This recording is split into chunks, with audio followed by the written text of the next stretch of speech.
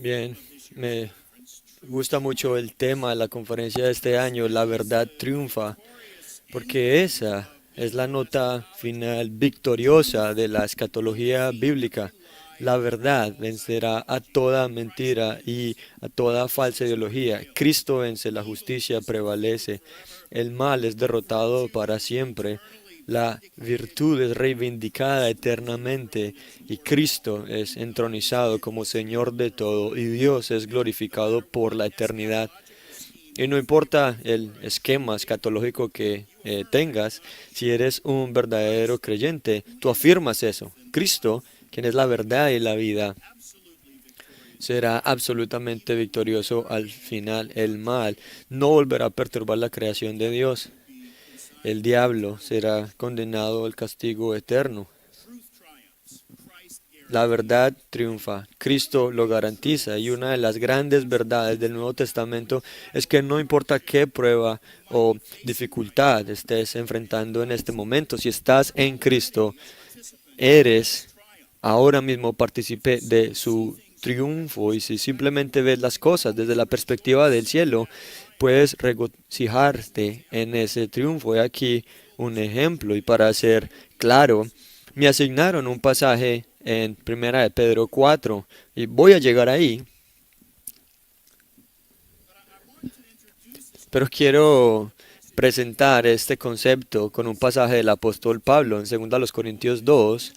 Pablo se enfrenta a algunas de las pruebas más difíciles que cualquier líder de iglesia pueda enfrentar. Está escribiendo a una iglesia que él fundó, pero estaban al borde de la apostasía.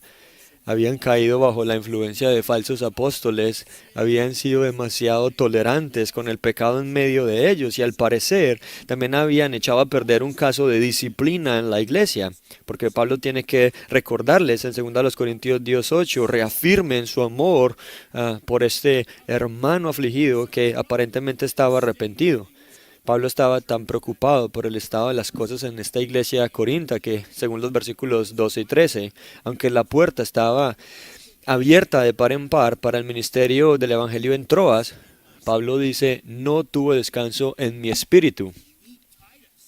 Y él quería encontrarse con Tito en Troas, porque según 2 Corintios 7, Tito había estado en Corinto y Pablo quería saber el estado de la iglesia allí. Así que Pablo dice, no hallando a Tito, mi hermano, pasé a Macedonia.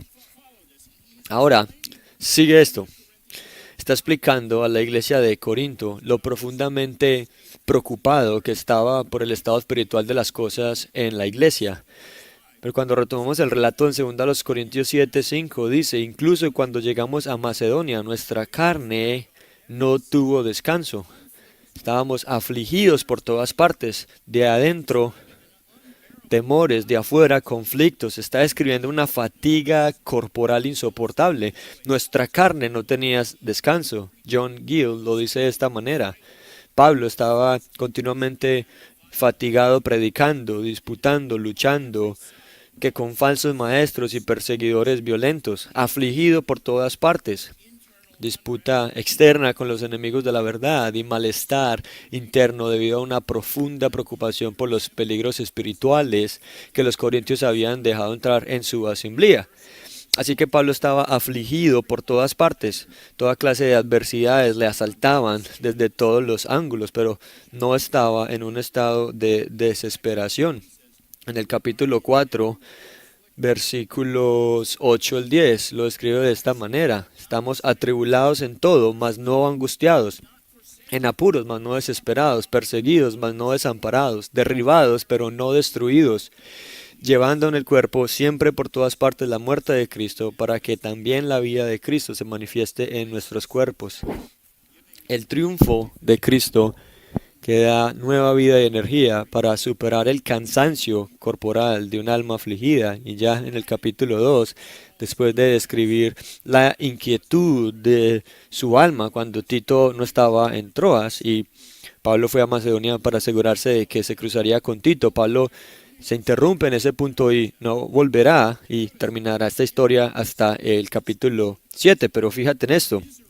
Interrumpe la descripción de su propia miseria con una declaración de júbilo, según a los Corintios 2:14, más gracias sean dadas a Dios, el cual nos lleva siempre en triunfo en Cristo.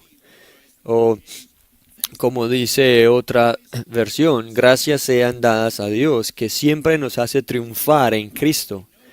Y una cosa que sin duda has notado en el apóstol Pablo es que cada vez que menciona sus pruebas, problemas por todas partes, conflictos por fuera, temores por dentro, siempre acompaña la mención de la adversidad con una poderosa proclamación de triunfo. Aquí en 2 Corintios 2, gracias sean dadas a Dios, el cual nos lleva siempre en triunfo en Cristo. En el capítulo 4, atribulados, mas no angustiados, en apuros, mas no desesperados. De nuevo, en el capítulo 7, inmediatamente antes de decir en el versículo 5, fuimos afligidos en todo lado, conflictos por fuera, temores por dentro. Dice, versículo 4, tan enfáticamente como es posible, sobreabundo de gozo en todas nuestras tribulaciones. Y así es como deben vivir los cristianos, llevando siempre en el cuerpo la muerte de Jesús para que también la vida y el triunfo de Jesús se manifieste en nuestro cuerpo. Para el cristiano hay este triunfo perpetuo, incluso en la aflicción y la persecución. El triunfo en la persecución. Ese es el tema del pasaje que me han asignado este año, 1 Pedro 4, 12 al 19. Así que vayan allí conmigo y mientras llegamos allí voy a leer el pasaje de la Legacy Standard Bible. Amados, no se sorprendan del juego de prueba que en medio de ustedes ha venido para probarlos, como si alguna cosa extraña les estuviera aconteciendo. Antes bien, en la medida en que comparten los padecimientos de Cristo, regocíjense, para que también en la revelación de su gloria se regocijen con gran alegría. Si ustedes son insultados por el nombre de Cristo, dichosos son, pues el Espíritu de gloria y de Dios reposa sobre ustedes. Ciertamente, por ello, Él es blasfemado, pero ustedes es glorificado, que de ninguna manera sufra alguien de ustedes como asesino, ladrón o malhechor, o por entrometido, pero si alguien sufre como cristiano, que no se avergüence, sino que como tal glorifique a Dios, porque es tiempo de que el juicio comience por la casa de Dios, y si comienza por nosotros primero, ¿cuál será el fin de los que no obedecen al Evangelio de Dios? Y si el justo con dificultad se salva, ¿qué será del impío y del pecador? Así que los que sufren conforme a la voluntad de Dios, encomienden sus almas al fiel Creador en haciendo bien. 8 versículos y noten, cada uno de ellos menciona aflicciones de algún tipo. Este pasaje está lleno de palabras que evocan la idea del sufrimiento humano. 4 veces en algunas de las versiones de las Biblias tiene alguna variante de la palabra sufrimiento. También menciona pruebas, tribulaciones, insultos, dificultad y juicio. Pero la palabra que no usa es persecución. Pero es obvio por el contexto que el principal tipo de sufrimiento del que está hablando es la persecución, sufrir por causa de la justicia, soportar insultos y ataques. Versículo 16, sufre como cristiano. Es un tema que recorre toda esta epístola de Primera de Pedro y nuestro pasaje es la cumbre de ese tema en Primera de Pedro. Pedro escribe a personas que viven en el exilio. Capítulo 1, versículo 1. A los expatriados de la dispersión en el Ponto, Galacia, Capadocia, Asia y Bitinia. Se trata de cristianos cuyas vidas han sido interrumpidas, han sido despojados de sus hogares y de sus medios de subsistencia y expulsados por la amenaza de la persecución a la periferia del Imperio Romano. Y estos 5 distritos, Ponto, Galacia, Capadocia, Asia y Bitinia, abarca prácticamente toda Asia Menor. Esta es la península turca. Y por cierto, eso es una gran parte de tierra y estas personas están realmente dispersas. Asia Menor es 2 veces el tamaño de California, además es una parte del mundo romano que normalmente asociaríamos con el ministerio de Pablo. Parece que Pedro está escribiendo a un grupo de creyentes predominantemente judíos. Eh, Al fin y al cabo, Pedro es el apóstol de los judíos. Son judíos expatriados. Las circunstancias les han obligado a huir a una región predominantemente gentil del Imperio Romano. Residen como exiliados, dispersos, y él utiliza la palabra diáspora.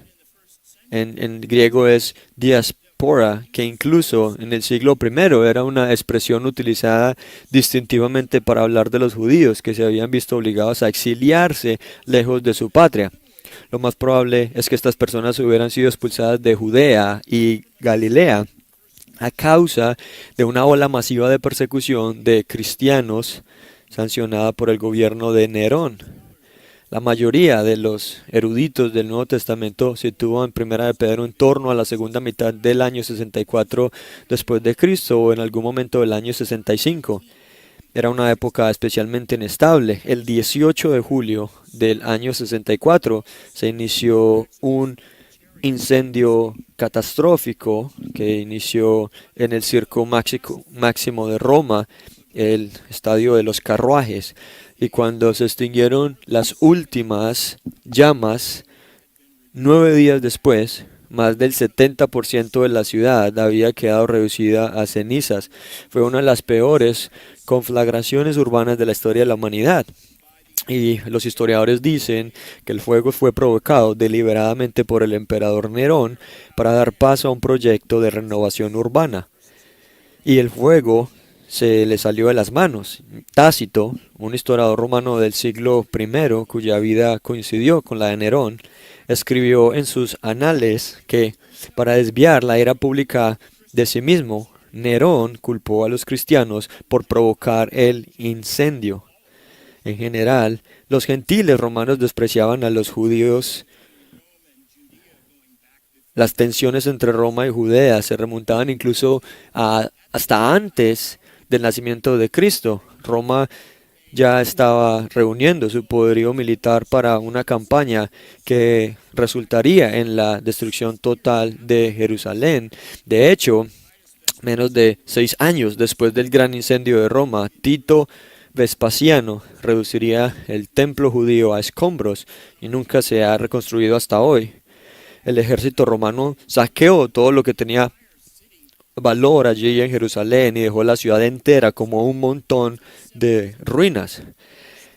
Así que el antisemitismo era una fuerte corriente subyacente en la sociedad pagana romana, y como los primeros cristianos eran todos judíos, Roma siempre ha sido un lugar donde la hostilidad en contra del cristianismo se encendía bajo la superficie.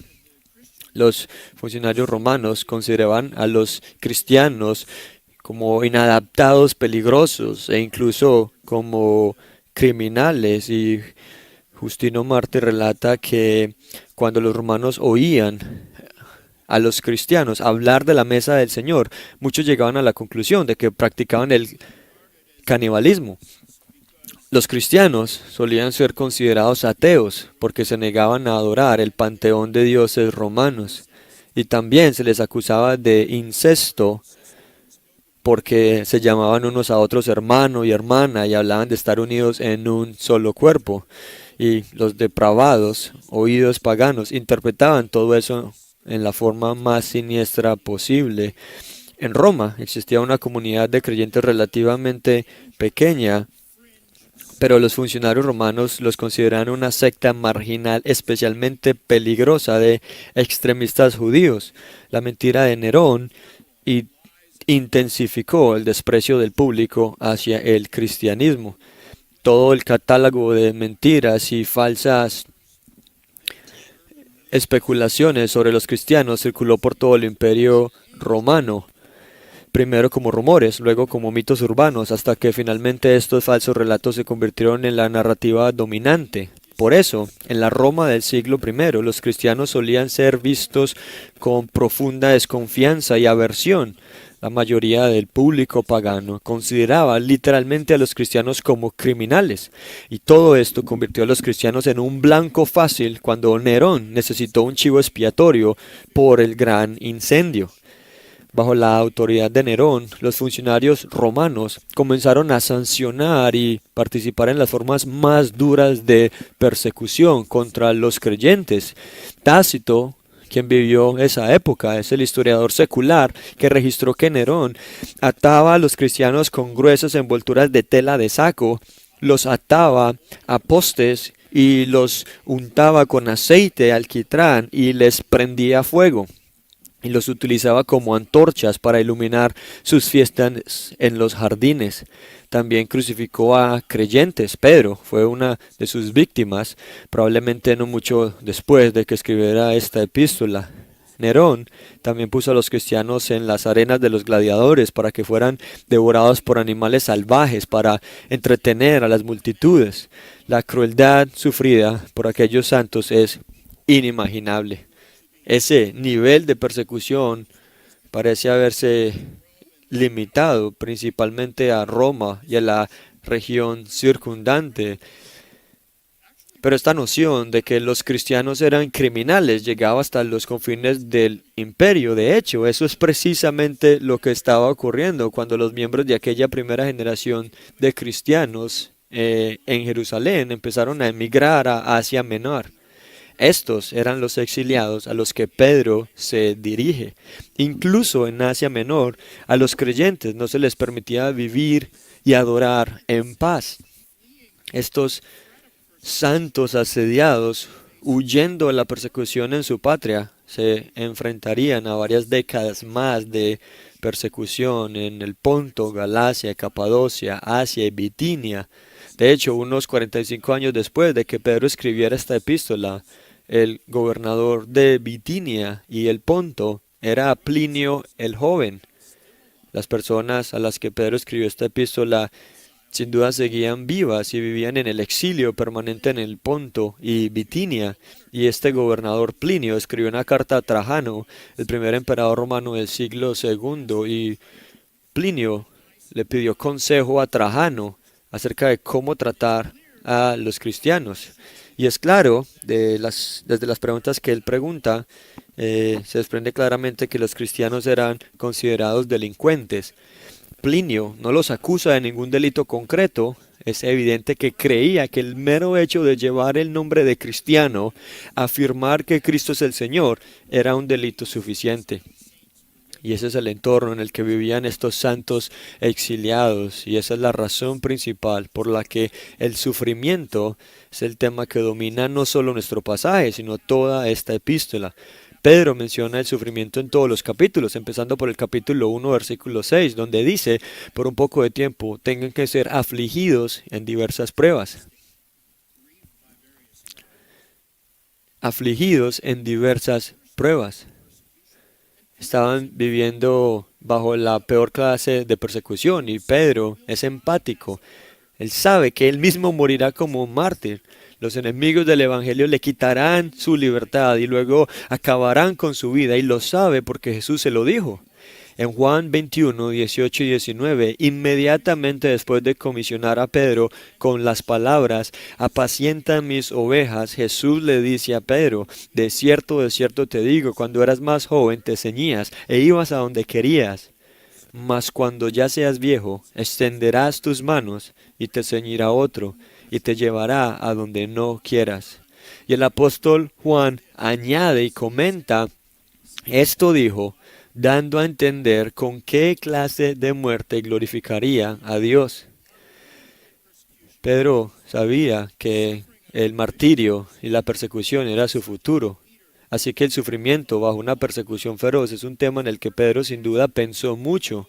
Él es el pastor perfecto para componer esta epístola para animar a estos santos sufrientes en el exilio. Lo menciona al principio de la epístola y sigue siendo su tema central hasta sus últimas palabras cuando escribe al final de su carta, resistid firmes en la fe, sabiendo que los mismos padecimientos se van cumpliendo en vuestros hermanos en todo el mundo. Es decir, no está solo. Y después de que hayáis padecido un poco de tiempo, Él mismo os perfeccione, afirme, fortalezca y establezca. A Él sea la gloria del imperio por los siglos de los siglos. Amén. Es una gran bendición final. Y Él toma el tema que se me ha asignado a mí, el triunfo en la persecución. Y esa bendición final resume todos sus puntos principales a través de toda la epístola. Realmente aquí va. Uno, que el sufrimiento es la experiencia común de los que son verdaderamente salvos. Número dos, que el camino hacia la gloria está lleno de sufrimiento, pero para los creyentes todo nuestro sufrimiento dará paso a la gloria eterna. Y punto 3, que nuestro sufrimiento es solo por un poco de tiempo en comparación con la eternidad. No es ni un nanosegundo, no se compara con la eternidad. En las palabras del apóstol Pablo, considero que los sufrimientos del tiempo presente no son comparables con la gloria que nos ha de ser revelada. Ahora, note que todos estos temas paulinos son temas también del apóstol Pablo. Uno, el sufrimiento en esta vida es la experiencia común de todos los verdaderos creyentes. Según Timoteo 3:12, todos los que quieren vivir piadosamente en Cristo Jesús padecerán persecución. Número 2, nuestro sufrimiento nos prepara para la gloria. Romanos 8:17, Pablo dice, sufrimos con Él para que también seamos glorificados con Él. Y 3, las dificultades de esta vida no son nada comparados a la gloria del cielo. Pablo dice en 2 Corintios 4:17, nuestra momentánea y ligera aflicción produce un eterno peso de gloria que sobrepasa toda comparación. Esas mismas tres verdades, las ves en Pedro o en Pablo, se aluden en los versículos iniciales de nuestro texto. Filipenses 4:12 hasta el final del capítulo 4. 1. Todos los verdaderos cristianos sufren, es una característica inevitable en la vida de la fe. Pedro 4:12, no os sorprendáis del fuego de prueba, como si alguna cosa extraña os aconteciera. Número 2, el sufrimiento allana el camino hacia la gloria. En el versículo 13, gozaos por cuanto sois participantes de los padecimientos de Cristo, para que también en la revelación de su gloria os gocéis con gran alegría. Porque después de todo, versículo 14, el glorioso Espíritu de Dios reposa sobre vosotros. Y número 3, los sufrimientos pertenecen a esta vida corta solamente, pero la gloria es eterna. Eso significa, versículo 13 de nuevo, que incluso en esta vida puedes seguir regocijándote y la revelación de su gloria puedes gozarte con gran alegría. O como dice la nueva versión internacional, sea inmensa su alegría cuando se revele su gloria. Me encanta eso. Ahora note esto, sufrimiento y gloria. Esos son los dos temas de Pedro en esta epístola y son temas comunes en todo el Nuevo Testamento. El sufrimiento es un preludio necesario para la gloria. Cristo sufrió por nosotros y si esperamos tener parte en su gloria, debemos también participar en la comunión con sus padecimientos, conformándonos a su muerte. Sí, y todos los que quieren vivir piadosamente en Cristo Jesús padecerán persecución. El consejo de Pedro a estos santos que sufren es intensamente práctico y, y puede parecer contraintuitivo porque la respuesta que pide Pedro no es el reflejo natural de ninguno de nosotros. Esta epístola está llena de ánimo para estos santos atribulados, para que estén llenos de alegría, para que sean pacientes, para que sean agradecidos e incluso estén sumisos, soporten con paciencia los insultos y las injusticias de aquellos que los atormentan. Y versículo 12, no se sorprendan, no es como si les sucediera algo extraño. Versículo 13, están compartiendo los sufrimientos de Cristo, así que alégrense. Versículo 14, son bienaventurados, porque el glorioso Espíritu de Dios reposa sobre ustedes. Y versículo 19, encomienden sus almas al fiel Creador. Ahora recuerden que él está escribiendo a forasteros y expatriados, personas que han sido desposeídas de su hogar y su comunidad. Literalmente son extranjeros, son personas perseguidas que buscan refugio. pero que siguen viviendo bajo la intensa hostilidad de la cultura que les rodea. La sabiduría convencional de nuestra generación los animaría a sacar provecho de su condición de víctimas, aprovecharse de ella para obtener ventajas políticas, protesten, manifiéstense, exijan reparaciones, luchen por la justicia social, levántense, dediquen sus energías a remedios políticos y legislativos, quizás incluso tomen represalias. Toma las armas para resistir a los tiranos y poner fin rápidamente a este sistema de injusticia. De hecho, comienza el capítulo diciendo, armaos. Pero lo que está diciendo es, preparen sus mentes y corazones para sufrir. Equípense con la misma resolución que Cristo tuvo frente a la cruz, ya que Cristo sufrió en la carne. Ármense también ustedes con el mismo propósito. Y versículo 12, no os sorprendáis del fuego de prueba, y no se indignen ni estén amargos cuando les toque sufrir como si les estuviera sucediendo algo extraño. Todo eso es totalmente contrario al espíritu de la cultura que nos rodea. Y no era muy diferente en los tiempos de Pedro. Los cristianos en nuestra generación realmente deben aprender esto y tomárselo en serio. A los creyentes de hoy en día se les dice a menudo que la iglesia tiene que cambiar su estrategia para evitar la hostilidad del mundo. Algunos dicen que tenemos que editar y adaptar nuestro mensaje, contextualizarlo, atender a las necesidades de los que no van a la iglesia, suavizar el tono. No le digas a la gente que son pecadores y no te odiarán tanto. Hacer que les agrademos es la clave para evitar la persecución y obtener la aprobación y la afirmación del mundo, incluso si eso significa que tienes que censurar las partes difíciles del mensaje del Evangelio. Y diría que esa ha sido la estrategia evangélica dominante durante décadas, y está claro que ha fracasado. Así que ahora tenemos un coro creciente de otras voces evangélicas que proponen que la iglesia se vuelva agresiva y abiertamente antagónica con el mundo y se esfuerce por arrebatarle las riendas del poder a César.